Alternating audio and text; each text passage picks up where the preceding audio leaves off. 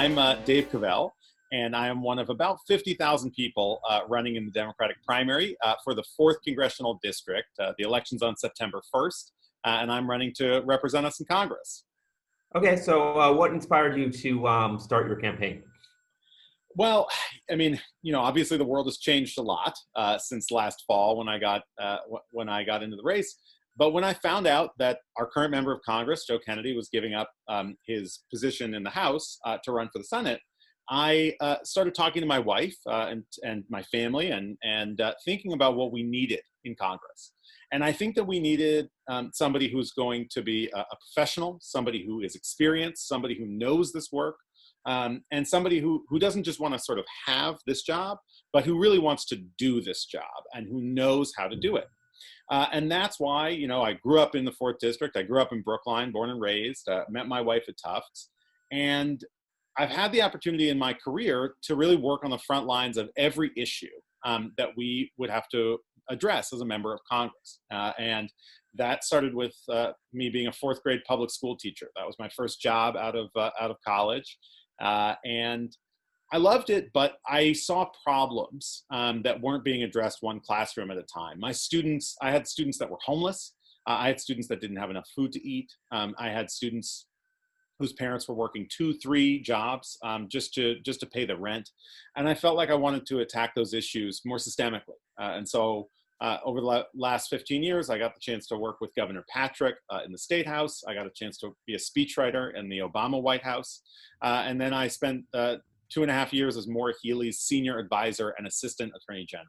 And that meant that I got to see up close how a good president can make real change with members of Congress in DC, but also how to stop a bad president, which is, in my view, is what we have now. And I'm the person in this race that helped take on Donald Trump 50 times, in addition to investigating and holding accountable some of the biggest companies in the world, from ExxonMobil to Purdue Pharma and the Sackler family. So this crisis that we're in now, I think, only underscores the need to have real professionals in this work. And that's why I'm running. That's what I want to do. And, I'm honored by the support that we've gotten in this campaign.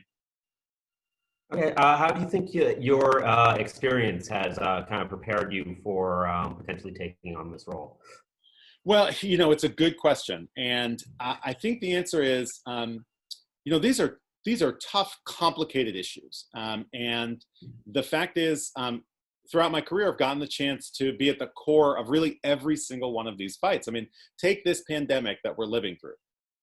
I actually got the chance when I was in the White House in the Obama administration to work with the pandemic response team in the National Security Council that we've heard about because President Trump disbanded them, tragically.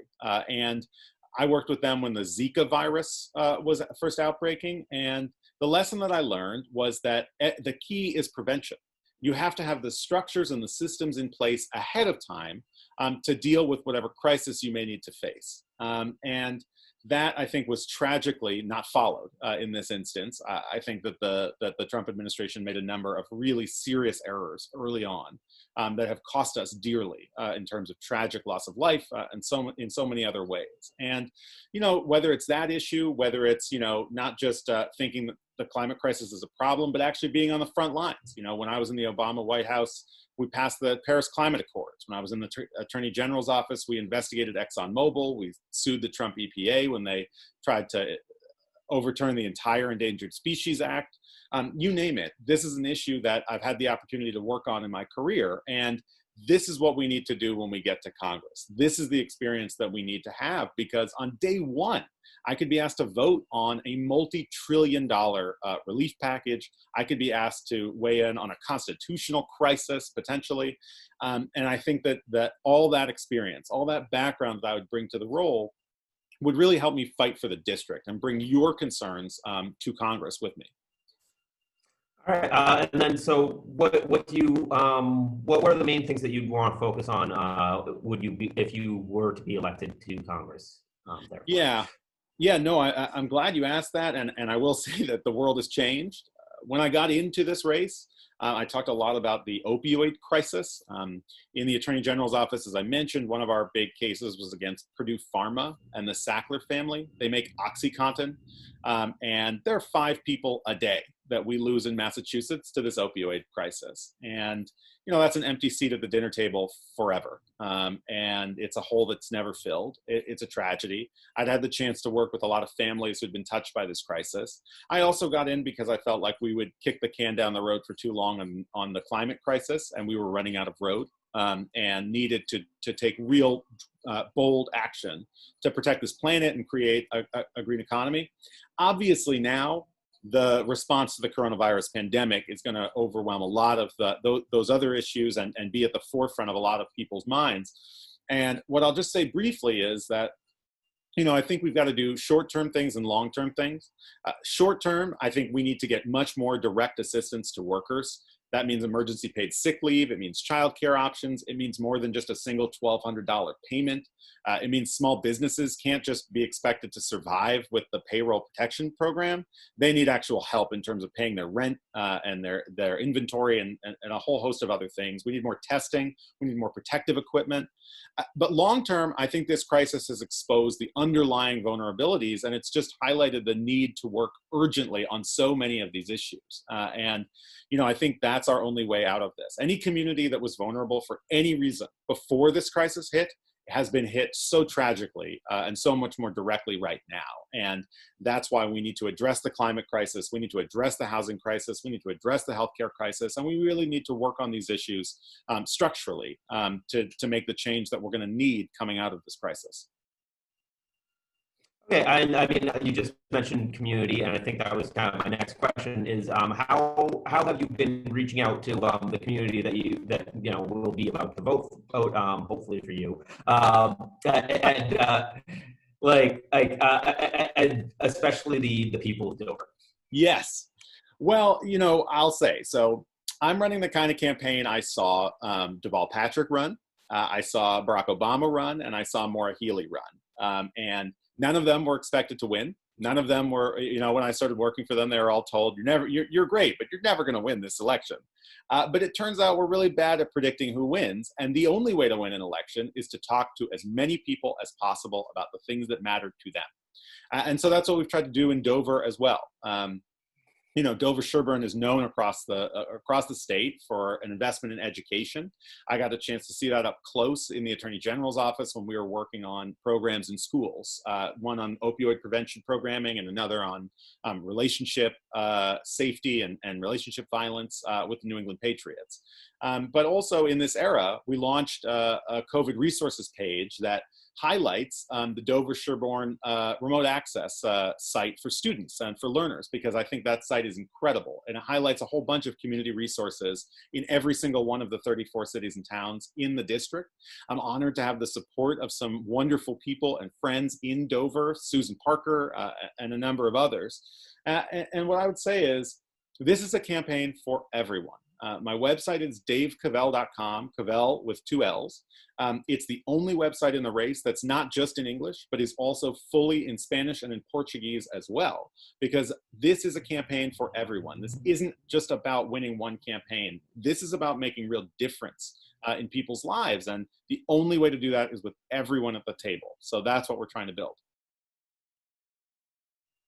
Okay, so I mean, in addition to the website, do you have other sort of ways that people can get more information about you or any sort of events, especially considering how COVID has changed things, maybe reconfiguring some of those events, but what do you have kind of that people can get more information? Yes. No, you're absolutely right. We, the go everywhere and meet everyone strategy has turned into a be everywhere online and meet everyone virtually strategy.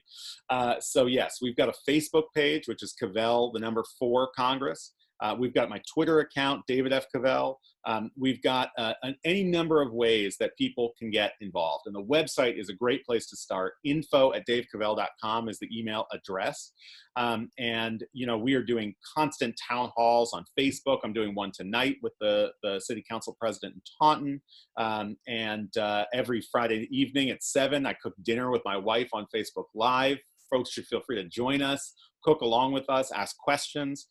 We want to be there for you. We want to talk about these issues. We want to talk about what I see as a tragic failure of leadership in the federal government and the opportunities that I think we still have for our shared future, but only if we work together.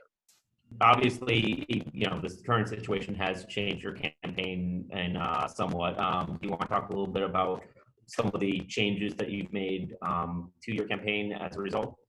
Yeah. No, you're absolutely right, Dan. I mean, this is unprecedented, and that's why immediately in March we shut down our physical presence and turned it into an all virtual digital campaign, because the safety and well-being of your viewers, any of you who are watching, as well as everyone in the 4th District, is our top priority. And so that's why we wanted to do everything we could to keep people safe. But you know, we still, as I said, we still think that we need to talk about leadership. We need to talk about the importance of elections and voting, and our democracy. And so we're still reaching out to people. We're still doing these town halls. I've had town halls with doctors. I've had town halls with Gladys Vega, who's the executive director of the Chelsea Collaborative. Chelsea, as you know, is one of the hardest hit communities in Massachusetts. I've been going across the district to donate to food banks, including going up to Chelsea to bring diapers and baby formula. You know, it's really tragic what's happening to so many people. The needs are so great. But you know, another thing we've used the campaign to argue for is not just assistance to frontline workers and highlighting their efforts, but also demanding that we protect our democracy. I think the state elections in Wisconsin a couple of weeks ago were a warning to the country about what will happen if we don't ensure that everyone that goes to vote on September 1st and again in November feels safe when they do so. So that's something that we've really spent a lot of time highlighting, talking about, and advocating for. So, I mean, I think that's about all my questions. Is there anything else you'd like to add, maybe to just reach out to the community of Dover one more time? Yeah, look, this is a campaign that we are running with you. And so if you care about leadership, if you care about professionalism, if you care about experience, if you want somebody who is ready to hit the ground running, I know that there are good people who are also running in this primary, but there's really only one of us that has been in these rooms and is ready for this fight right now. And I think it's our campaign. So please go to the website, you know, share your contact information with us, get involved, tell your friends, call 2, 3, 4 people that you know in Dover and elsewhere in the 4th District. Tell them about this race. We need to have big turnout. We need to have people's voices heard, and we need to send real professionals back to DC to stand up to the outrageous abuses that we've seen. So I hope that this is a campaign for you, and most of all, I hope that you, Dan, and all of your listeners are staying safe and staying healthy at this terrible moment. Yeah, well, thanks so much. Good luck in September and hopefully in November as well. And thanks so much for taking the time to talk to me. No, I really appreciate it. Thank you so much. All right. Take care and talk soon.